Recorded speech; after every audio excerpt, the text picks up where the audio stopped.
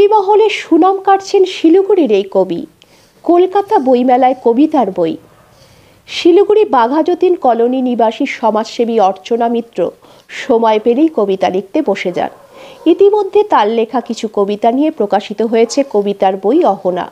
এবারে ২৬শে জানুয়ারি কলকাতা বইমেলায় অর্চনা দেবীর দ্বিতীয় কবিতার বই নিঃশব্দ দহন প্রকাশিত হতে চলেছে। কিছু বিশিষ্ট কবির উপস্থিতিতে সেই কবিতার বই প্রকাশিত হতে চলেছে। এই মুহূর্তে কলকাতায় রয়েছেন অর্চনা দেবী। তার কবিতাগুচ্ছ যে বিভিন্ন মহলে সাড়া ফেলছে তার প্রমাণও তিনি হাতে নাতে পেতে শুরু করেছেন। গত ১৩ই জানুয়ারি শিয়ালদায় প্রসাদ পত্রিকার উদ্যোগে লাইফ টাইম প্রসাদ সম্মান প্রদান করা হয়। তাতে অর্চনা দেবীকে বিশ্বকবি রবীন্দ্রনাথ ঠাকুরের প্রয়াত দিদি স্বর্ণকুমারী দেবী স্মৃতি পুরস্কার প্রদান করা হয়। সেই অনুষ্ঠানটি শিয়ালদার কৃষ্ণপদ মেমোরিয়াল হলে অনুষ্ঠিত হয়।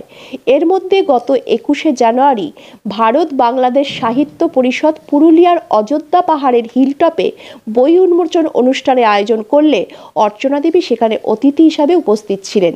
সেখানেই তাকে সম্মান প্রদান করা হয়। সব মিলিয়ে শিলিগুড়ি তো বটেই, কলকাতার কবি মহলে অবশ্যই দৃষ্টি আকর্ষণ করছেন অর্চনা দেবী। বিভিন্ন মহল থেকে অর্চনা দেবীকে শুভেচ্ছা এবং অভিনন্দন জানানো হচ্ছে। যারা একসময় বিশাল কাজ করেছেন, সাবিত্রী রায়, তাদেরকে আজকে চেনে না।